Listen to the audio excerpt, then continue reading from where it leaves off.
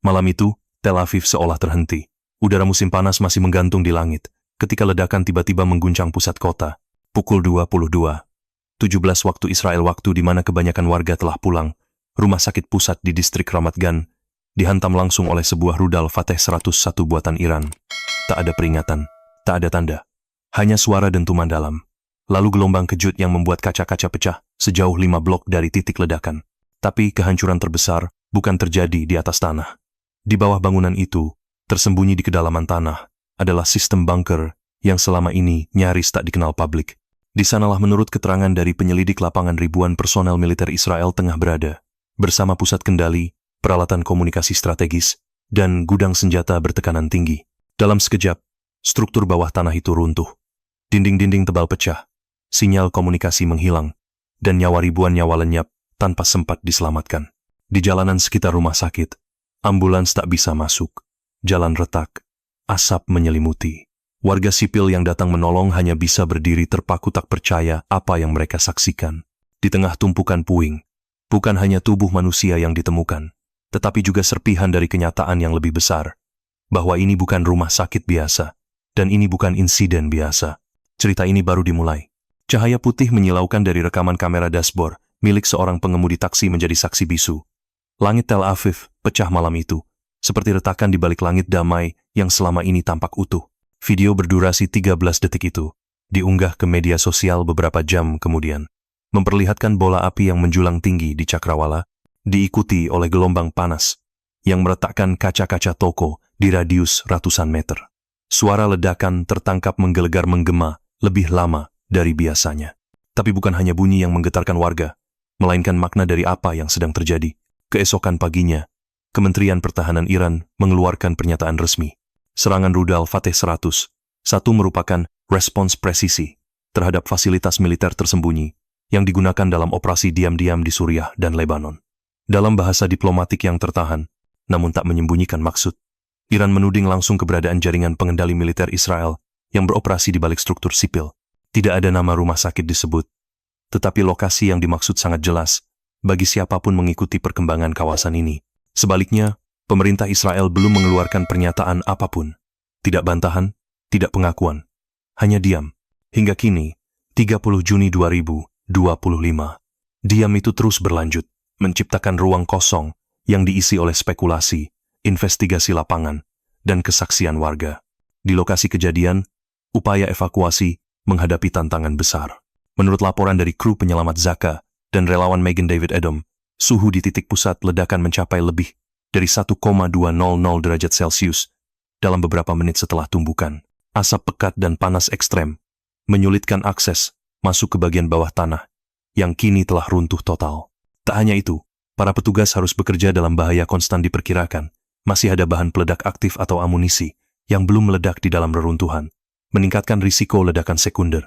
Saksi mata yang sempat berada dekat lokasi saat ledakan terjadi menyatakan, "Kami melihat kobaran api, tapi di tengahnya seperti kilatan besi ada sesuatu yang meledak dari dalam tanah." Pernyataan itu diperkuat oleh citra satelit sipil yang menunjukkan perubahan struktur tanah di sekitar lokasi, seolah bukan hanya bangunan permukaan yang hancur, tapi juga jaringan ruang bawah tanah yang kompleks. Di media lokal, ketegangan meningkat. Beberapa analis keamanan mempertanyakan, mengapa sebuah rumah sakit sipil berada di atas jaringan bunker dengan akses tertutup dan sistem perlindungan berlapis. Apakah masyarakat umum pernah diberitahu tentang fungsi ganda dari lokasi ini? Pertanyaan itu, hingga kini, belum dijawab. Sementara itu, dunia menunggu. Reaksi resmi dari Tel Aviv belum muncul. Tapi, di balik diamnya, puing-puing berbicara, dan dalam diam itu pula, muncul kegelisahan yang lebih luas bila batas antara fasilitas sipil dan infrastruktur militer mulai kabur. Di mana lagi masyarakat sipil bisa merasa aman? 2 hari setelah ledakan, pasukan teknis dari Korps Zeni IDF memasuki lokasi dengan perlengkapan khusus bukan hanya untuk mencari korban, tetapi juga untuk memahami apa yang sebenarnya tersembunyi di bawah reruntuhan.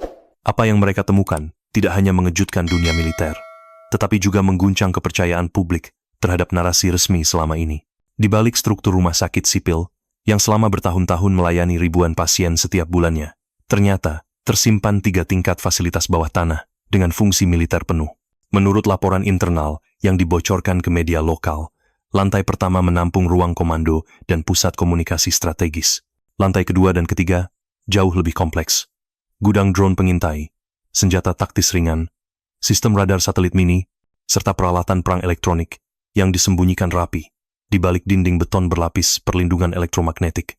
Akses ke bunker ini bahkan disamarkan melalui lift patient dan lorong servis rumah sakit. Tak seorang pun staf medis biasa mengetahui bahwa dinding tempat mereka bekerja sehari-hari menyimpan infrastruktur militer berskala tinggi. Menurut data penyelidikan, proyek ini mulai dibangun secara rahasia sejak tahun 2017, didaftarkan sebagai bagian dari penguatan sistem keamanan rumah sakit terhadap ancaman non-konvensional. Pendanaan datang melalui jalur anggaran sipil, dan dokumen teknisnya tidak pernah dipublikasikan secara terbuka. Temuan ini menimbulkan pertanyaan mendalam, tidak hanya soal strategi militer, tetapi juga tentang etika dan transparansi.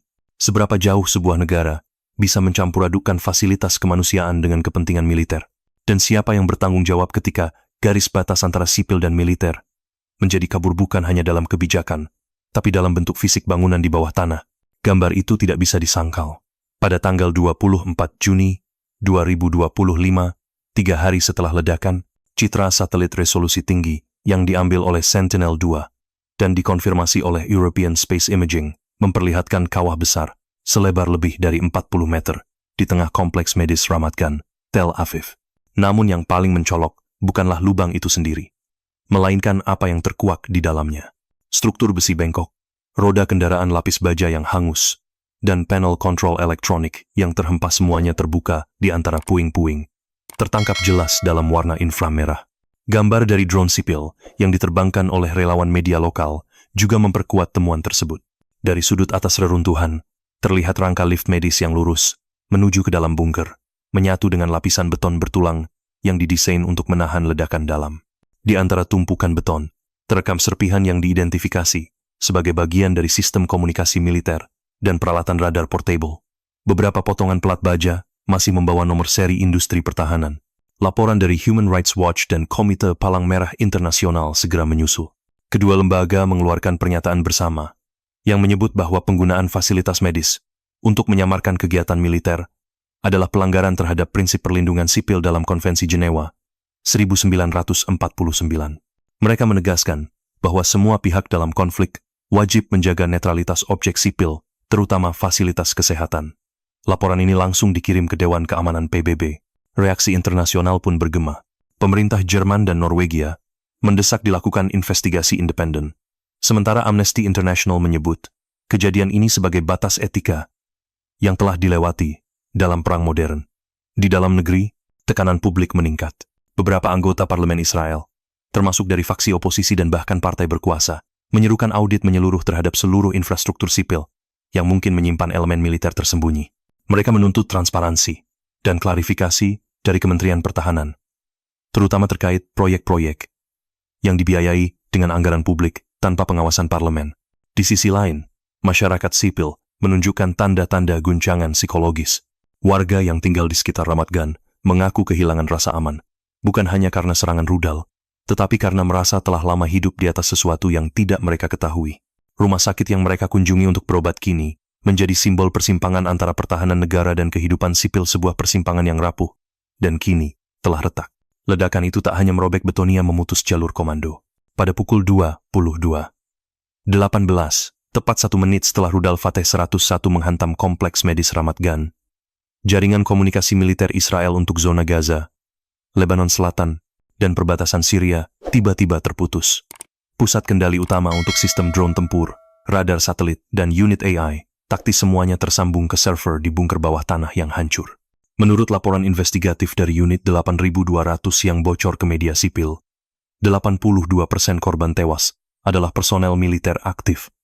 Mayoritas dari mereka adalah operator sistem senjata tanpa awak, teknisi drone, analis data tempur, dan perwira penghubung dengan sistem AI otomatis. Mereka bukan pasukan garis depan, tetapi otak dan tulang punggung dari kemampuan perang digital Israel saat ini. Pusat komando yang hancur diketahui sebagai satu dari 3 node pengendali utama untuk seluruh sistem UAV, tempur, dan intelijen udara otomatis. Di dalamnya tersimpan lebih dari 300 unit server militer, perangkat penghubung satelit, dan protokol komunikasi generasi baru yang selama ini digunakan untuk operasi lintas wilayah. Semua hilang dalam waktu kurang dari 90 detik. Kerugian ini disebut oleh para analis militer sebagai pukulan terbesar terhadap infrastruktur strategis Israel sejak Perang Yom Kippur tahun 1973. Namun berbeda dengan perang konvensional, kali ini yang hilang bukan tank atau pos artileri, melainkan sistem kecerdasan buatan yang selama ini menjadi keunggulan utama dalam operasi modern. Dalam 48 jam pasca serangan, IDF dilaporkan menurunkan level kesiapan tempur di wilayah perbatasan Gaza dan Lebanon menjadi status minimum.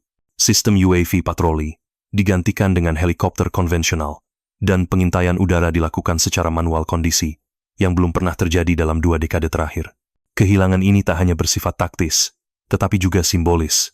Teknologi yang selama ini menjadi kebanggaan nasional hasil dari puluhan tahun investasi dalam sektor pertahanan lenyap dalam satu malam. Lebih dari itu, identitas para personel yang gugur juga mencerminkan betapa dalamnya keterikatan antara teknologi, keamanan, dan kehidupan sehari-hari.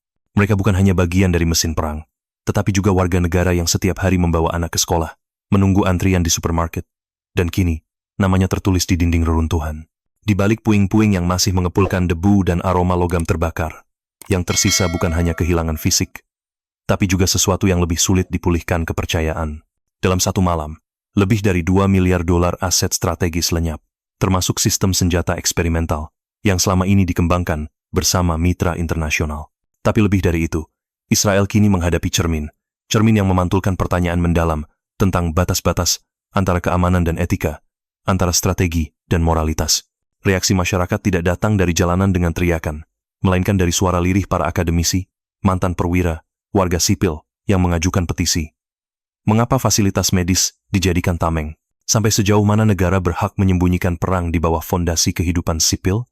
Ramat Gan tidak hanya kehilangan rumah sakitnya, ia kehilangan perasaan aman yang selama ini dibangun di atas kepercayaan publik terhadap institusi negara.